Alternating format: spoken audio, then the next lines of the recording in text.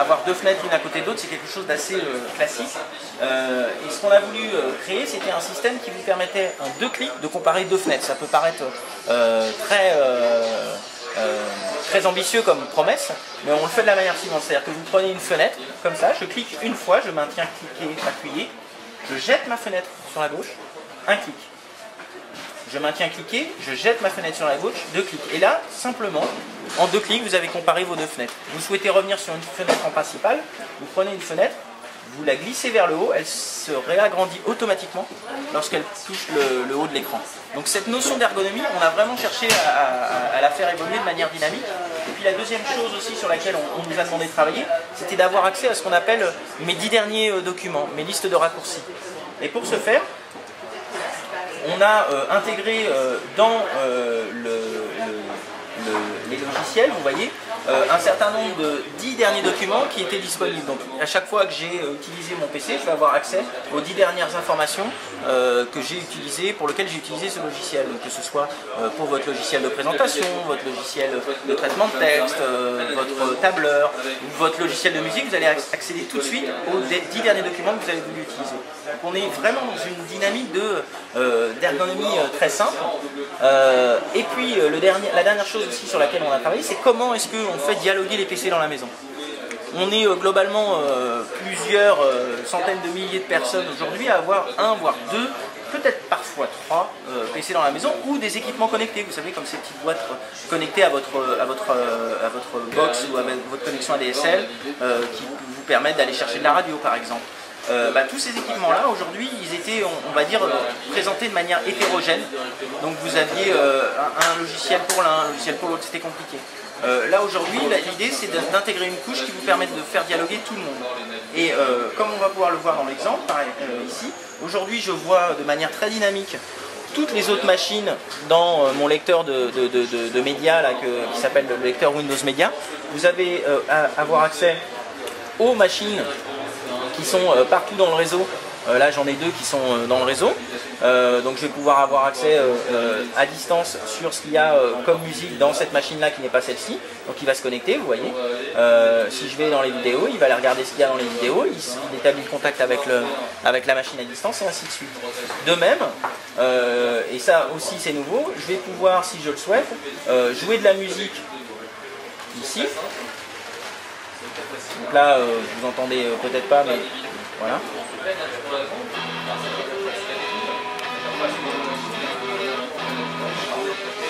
Donc là, je peux jouer de la musique ici.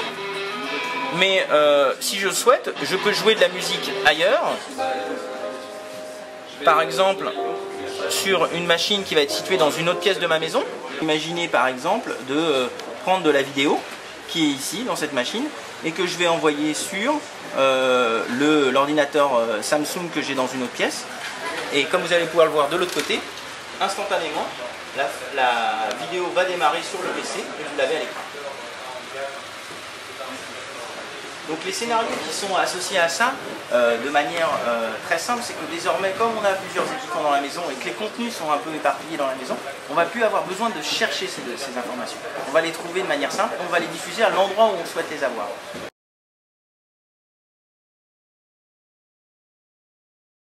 Aujourd'hui, vous allez pouvoir piloter votre PC directement avec le doigt. Alors simplement en appuyant sur les boutons, vous allez avoir accès aux informations. Donc je vais pouvoir ouvrir très facilement mes logiciels. Je vais pouvoir regarder, je sais pas, on va prendre dans les accessoires par exemple, démarrage, accessoires. Je peux prendre par exemple Paint, qui est le petit logiciel de dessin. Et là j'ai accès au logiciel de dessin. Ce qui est original par exemple dans un logiciel de dessin, c'est qu'on a plutôt l'habitude de dessiner avec un stylo qu'avec une souris. Donc l'aspect tactile devient très évident. Choisir une couleur est aussi simple que ça. On va choisir son pinceau et puis on va faire des dessins avec les doigts. Aujourd'hui c'est très ludique, très simple. Tous les logiciels qui sont intégrés sur Windows 7 avec cette typologie d'écran deviennent automatiquement tactiles. Donc aussi bien un Word, un Excel, un produit de traitement de texte, un produit de retouche d'image, tous les logiciels et toutes les fonctions sont accessibles directement via le tactile. La deuxième chose sur laquelle on a travaillé, c'est d'optimiser un certain nombre de logiciels pour le tactile. Par exemple, Windows Media Center, qui est un logiciel qui vous permet de naviguer entre vos contenus télé, photo, vidéo, musique. Vous allez très simplement avoir accès à vos contenus juste en balayant les sections, puis en regardant directement dans la section ce qui vous intéresse. Donc par exemple là, je suis allé dans ma bibliothèque de musique, j'ai un certain nombre de musiques qui sont stockées.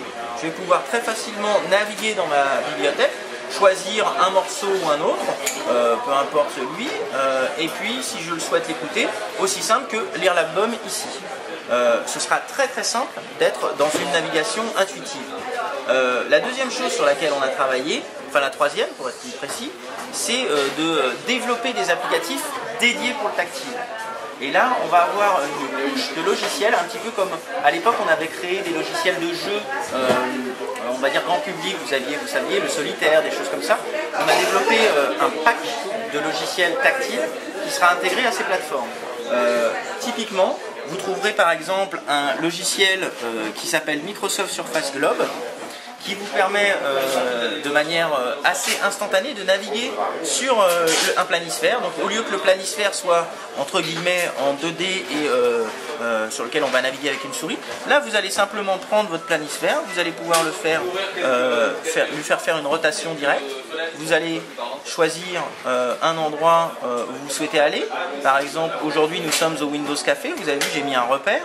Si je clique sur le Windows Café, je vais avoir la possibilité d'agrandir avec deux doigts où je veux aller. Donc typiquement ici, voilà.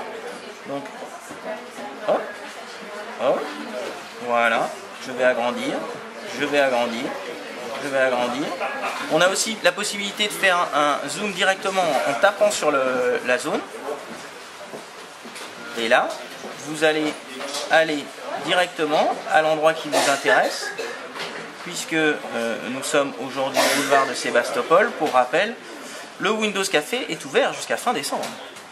Voilà, donc vous allez pouvoir effectivement naviguer dans vos planisphères. Vous allez aussi pouvoir vous déplacer dans l'espace de cette manière, comme si vous étiez vraiment sur la surface de la planète, de manière dynamique. Un des autres logiciels sur lequel on a travaillé, c'est aussi la notion de retouche de photos, simple. Comme vous voyez, je suis en navigation directe. Vous allez avoir ce qu'on appelle le logiciel qui s'appelle Surface Collage. Si c'est celui-là, je ne crois pas. Voilà, non, je vais quitter. Vous avez donc le logiciel Surface Collage. Voilà, qui vous permet très simplement de sélectionner vos photos d'un voyage récent. Donc je navigue toujours de la même manière. Voilà. Vous êtes fan d'œuvres d'art, vous avez des contenus que vous aimez particulièrement, que vous aimez voir en fond, vous allez être capable vous-même de faire votre propre fond d'écran simplement avec vos doigts. Démonstration, donc là j'ai choisi quelques photos. Je vais l'agrandir ou la réduire selon mon besoin et ma volonté, la placer à tel ou tel endroit. Celle-là, je vais l'agrandir un petit peu parce que je préfère la voir là. Voilà. Hop. Voilà. Hop. Hop. Voilà.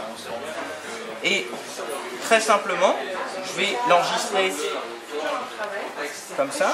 Je vais éventuellement même choisir de lui mettre un fond un peu original. Encadrer les photos. Et là, je vais le définir en tant que papier peint de mon bureau. Donc vous allez l'avoir en fond d'écran après. Donc là, il a été enregistré. Je ferme le logiciel et instantanément, il se retrouve en fond d'écran. Ça devient vraiment très très simple d'interagir avec son PC. Aujourd'hui, c'est plus le PC qui s'adapte à l'utilisateur que l'inverse. Voilà essentiellement les fonctions d'innovation tactile qu'on peut retrouver sur Windows 7.